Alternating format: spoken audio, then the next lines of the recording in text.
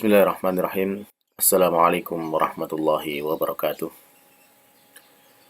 Alhamdulillah, alhamdulillah wassalatu wassalamu ala Rasulillah wa ala alihi wa ashabihi wa man walah. Wala haula wala quwata illa billah. Alhamdulillah, para pemirsa yang Allah Subhanahu wa taala. Kita bersyukur kepada Allah Subhanahu wa taala di kesempatan kali ini kembali kita mendapatkan kenikmatan dan karunia dari Allah Subhanahu wa taala, sehingga kita bisa melanjutkan majelis kita, majelis untuk meningkatkan keimanan, majelis untuk menjadikan kita sebagai manusia yang sejatinya sebagaimana yang Allah kehendaki dari penciptaan kita, yaitu menjadikan kita sebagai hamba, sebagai manusia yang bisa merealisasikan penghambaan kita kepada Allah Subhanahu wa taala. Dan untuk itu, di majelis kita kali ini kita membaca sebuah kitab yang sangat-sangat penting bagi kita semuanya, yang mana diberi judul oleh mu'alif, yaitu dengan kitab Al-Usul As-Salasah, yaitu 3 perkara yang sangat-sangat dasar dan sangat-sangat penting untuk kita ketahui semuanya. Yang mana ketiga perkara ini pasti kita akan mengalaminya, pasti kita akan membutuhkannya dalam kehidupan kita di dunia dan di akhirat kelak. Apa ketiga perkara ini? Yaitu ketiga perkara tersebut adalah pengenalan seorang hamba kepada Tuhannya, kemudian kepada agamanya dan kepada nabinya Muhammad Shallallahu Alaihi Wasallam. Dan untuk perkara yang pertama, landasan yang pertama sudah kita jelaskan, yaitu tentang bagaimana kita mengenal Tuhan kita. Siapa Tuhan kita sudah kita jelaskan, yaitu bahwa Tuhan kita adalah Allah Subhanahu wa taala, yang Dia itu telah menciptakan, membimbing kita, mendidik kita. Demikian juga tanda-tandanya sudah kita jelaskan, bagaimana hakikat Rabb juga sudah kita jelaskan, dan kemudian macam-macam ibadah juga sudah kita jelaskan terkait dengan pembahasan ini. Baik, nah sekarang kita masuk kepada pembahasan berikutnya, yaitu Al-Aslusani, yaitu perkara dasar yang kedua. Ya, landasan yang kedua yang harus kita miliki, yang harus kita ketahui. Apa itu? Yaitu ma'rifatu dinil islami bil adillah, yaitu mengenal agama Islam ini dengan dalil-dalilnya. Maka ini menjadi perkara yang kedua yang harus kita miliki ilmunya, memiliki pengetahuan tentangnya, dan juga memiliki bagaimana kita bisa merealisasikan dalam kehidupan kita, karena ini akan diminta pertanggungjawabannya nanti di akhirat. Baik, nah dari sini bisa kita sampaikan apa yang disampaikan oleh mu'alif Syekh Muhammad At-Tamimi hafizahullah ta'ala.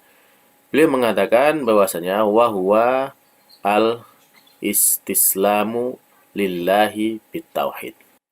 Yang mana yang maknanya Islam ini adalah huwa al-istislamu lillahi bitauhid, yaitu kita pasrah, kita berserah diri, menyerahkan diri kita untuk siapa? Lillah, untuk Allah semata. Bagaimana? Bitauhid, dengan mentauhidkan Allah Subhanahu wa taala, tidak menyekutukan Allah dengan yang selainnya. Jadi di sini ditegaskan oleh mu'alif bahwasanya kita dalam berislam itu harus menyerahkan diri kita, memasrahkan diri kita hanya kepada Allah semata, dan tidak boleh kita menyekutukan dengan yang lainnya, yaitu dengan dengan bertauhid ini. Nah, setelah itu adalah wal inqiyadu lahu bitta'ah, yaitu kita tunduk patuh kepadanya, itu kepada Allah Subhanahu wa taala, bitta'ah, dengan menjalankan ketaatan. Apa saja yang Allah perintahkan kita kerjakan, dan apa saja yang Allah larang kita tinggalkan. Nah, dan tidak boleh lepas dari itu adalah wal bara'atu minasyirki wa ahlihi, dan kita juga harus berlepas diri dari kesyirikan dan juga para pelaku kesyirikan. Artinya apa? Artinya jangan sampai kemudian dalam kita berislam, jangan sampai dalam kita berislam ini kita mencampur adukan Islam kita dengan syirik. Demikian juga tidak boleh kita kemudian di dalam berislam kemudian kita campur adukan agama kita dengan apa yang diinginkan oleh para pelaku kesyirikan. Nah, jadi Di situ menjadi hal yang penting bagi kita ya untuk memahami hakikat dari Islam kita ini, yaitu kita pasrah, kita serahkan diri kita hanya kepada Allah semata dengan mengesahkan Allah, dan kita tunduk patuh dengan segala apa yang Allah perintahkan dan kita taat kepadanya, dan kemudian kita membebaskan diri kita dari kesyirikan dan juga para pelakunya. Nah, berikutnya mu'alif mengatakan wahwa salasu maratib. Jadi Islam itu ada 3 martabat, ada 3 tingkatan. Ya. Yang mana ketiga itu disebut al-Islam. Yang pertama adalah Islam. Yang kedua adalah al-iman, yaitu iman. Yang ketiga adalah al-ihsan. Kemudian ya dari ketiga ini wa kullu martabatin laha arkan, dan pada setiap masing-masing martabat ini memiliki rukun-rukunnya. Nah, seperti apa itu? Nanti insya Allah kita akan baca dari rukun-rukun masing-masingnya. Jadi Islam, dalam berislam ada 3 tingkatan. Yang paling rendah adalah Islam, yang kemudian berikutnya adalah iman, dan yang ketiga adalah ihsan. Nah, kita melanjutkan fa'arkanul islami khamsatun, dan yang menjadi rukun Islam itu ada 5. Jadi rukun Islam ada 5. Ini sudah menjadi hal yang tidak bisa tidak untuk tidak kita ketahui, hal yang wajib diketahui secara darurah, ya, wajib kita mengetahuinya. Apa yang 5 itu? Yang pertama adalah syahadatu alla ilaha illallah wa anna muhammadar rasulullah. Yang pertama adalah 2 kalimat syahadat. Syahadat yang pertama adalah syahadatu alla ilaha illallah. Syahadat bahwa tidak ada sembahan yang berhak disembah illallah, melainkan hanya Allah semata. Wa anna Muhammadan, dan bahwasanya Nabi Muhammad adalah Rasulullah, utusan Allah. Jadi di sini dikenal dengan syahadatain, 2 kalimat syahadat. Kita bersaksi bahwasanya hanya Allah semata yang berhak disembah, tidak ada yang selainnya, ya. Tidak ada sembahan yang berhak disembah selain melainkan hanya Allah semata. Dan kemudian kita bersaksi bahwasanya Nabi Muhammad itu adalah utusan Allah Subhanahu wa taala. Kemudian yang berikutnya adalah wa iqamus shalah, yaitu kita menegakkan salat. Nah, selanjutnya dalam bahasa syariat kita, ya, salat itu dibahasakan dengan iqam. Kita menegakkan, karena di sana ada syarat dan rukun yang harus kita tunaikan. Ya, di sana ada pelaksanaan yang harus kita laksanakan dengan sebenar-benarnya, sebaik-baiknya, maka harus ditegakkan sholat itu. Ya. Wa ita'uz zakah, dan kemudian juga ada menunaikan zakat, membayar zakat. Ya, ada zakat mal, ada zakat fitrah, dan masing-masing memiliki kewajibannya.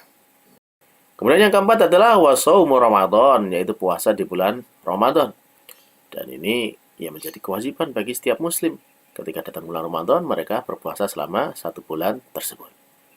Dan kemudian yang ke-5 adalah wahajju baitillahil haram.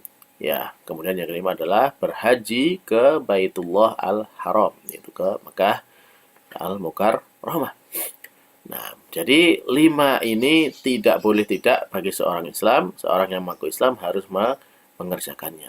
Selama ya, misalkan seperti syahadat, harus. Tanpa syahadat tidak bisa diakui sebagai seorang muslim, meskipun sudah mengerjakan sholat, membayar zakat, ya, berpuasa, melakukan ibadah haji, tapi dia nggak mau bersyahadat, maka tidak diterima semua itu. Harus syahadat ini sebagai pintu masuk terlebih dahulu. Baru kemudian sholat yang harus kita tunaikan dalam kondisi bagaimanapun juga keadaan kita, tetap kita diperintahkan untuk sholat selama masih kita sadar. Dalam kondisi mukim, kita diperintahkan sholat dengan tepat pada waktunya, dan kemudian juga lengkap jumlah rakaatnya. Demikian juga ketika safar, maka di sana ada keringanan, bisa dijamak, bisa dikosor.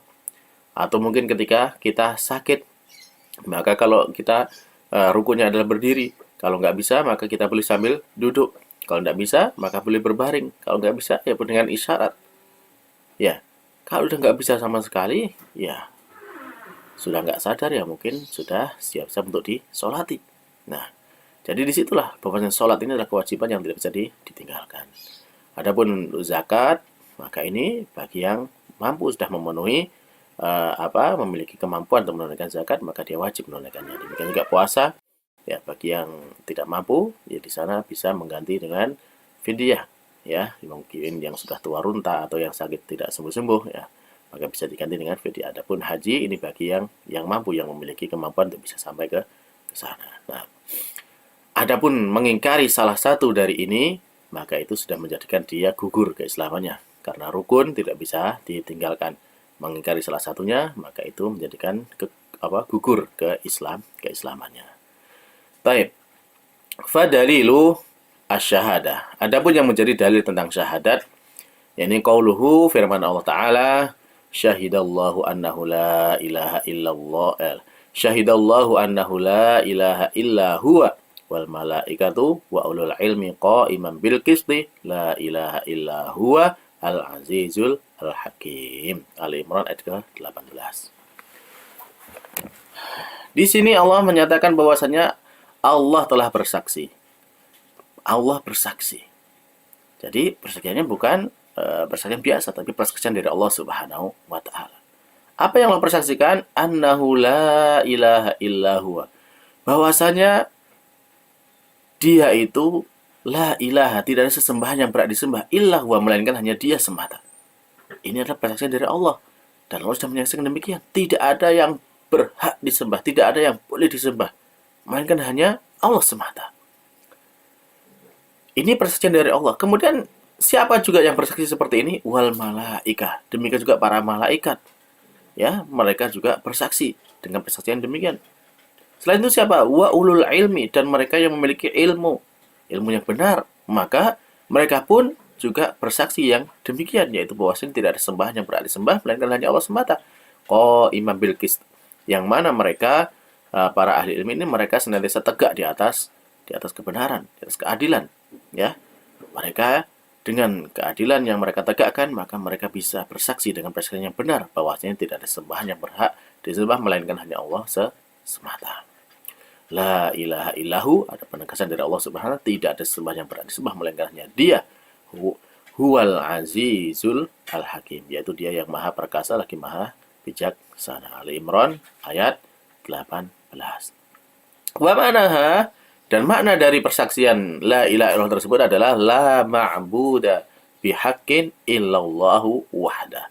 Tidak ada sesembahan yang berhak disembah.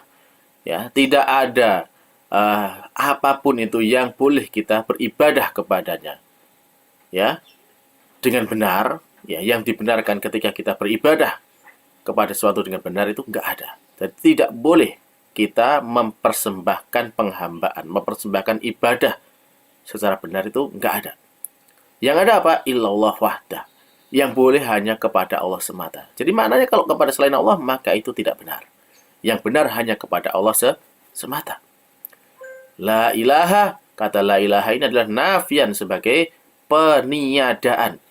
Jadi tidak ada ma yu'badu min dunillah, apa yang disembah dari selain Allah Subhanahu wa taala. Jadi di sana apa yang disembah selain Allah Subhanahu wa taala itu tidak ada yang benar. Karena pada hakikatnya banyak yang disembah selain Allah Subhanahu wa taala. Akan tetapi semua sesembahan selain Allah itu tidaklah benar. Maka di sini dinafikan la ilaha, tidak ada sembahan yang berhak disembah. Tidak ada sembahan yang benar untuk disembah.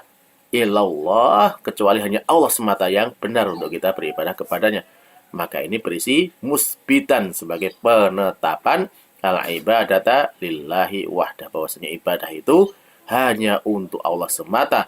La syarika lahu, tidak ada sekutu bagi Allah Subhanahu wa taala, dan tidak ada sekutu bagi Allah Subhanahu wa taala fi ibadatihi, dalam kita menjalankan ibadah kepadanya.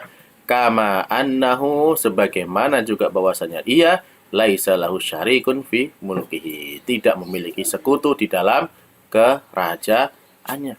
Di dalam kerajaan Allah Subhanahu wa taala, Allah adalah zat yang menciptakan langit dan bumi, yang menjadi raja dari alam semesta. Tidak ada yang bisa menandingi Allah dalam hal ini. Sepakat semua manusia bahwasanya di sana hanya Allah semata yang bisa melakukan itu. Maka demikian juga dalam hal ibadah, Allah pun demikian, bahwasanya Allah juga tidak ada sekutu baginya, dan tidak boleh kita menghaturkan penghambaan ataupun ibadah itu kepada selain Allah Subhanahu wa wa taala. Nah, jadi ini adalah tafsir dari dalil yang menunjukkan adanya syahadat sebagai rukun Islam yang pertama. Nah, dari sini semoga Allah Subhanahu wa taala memberikan kefahaman kepada kita tentang hakikat dari syahadat yang kita ucapkan, dan bahwasannya kita memohon kepada Allah Subhanahu wa taala agar kita diberikan ketetapan hati di dalam kehidupan kita di dunia ini sampai nanti menjelang ajal kita, sampai nanti di akhirat, bahwasanya kita tetap diberikan ketetapan hati untuk mengucapkan kalimat ini, kalimat la ilaha illallah. Karena kalau Allah memberikan ketetapan kepada kita, sampai akhirat kita, insya Allah itu akan menjadi sebab keselamatan kita di dunia dan di akhirat. Demikian pada kesempatan kali ini yang bisa kita baca. Ya, ada benarnya datangnya dari Allah Subhanahu wa taala. Adapun ada kekurangannya itu dari kelemahan dan kekurangan diri Anda sendiri. Anda mohon ampun kepada Allah Subhanahu wa taala atas segala kekurangan, dan semoga Allah Subhanahu wa taala senantiasa membimbing kita di atas kebenaran. Kita akhiri, subhanakallahumma rabbana wa bihamdika asyhadu an la ilaha illa anta astaghfiruka wa atubu ilaik. Wassalamualaikum warahmatullahi wabarakatuh.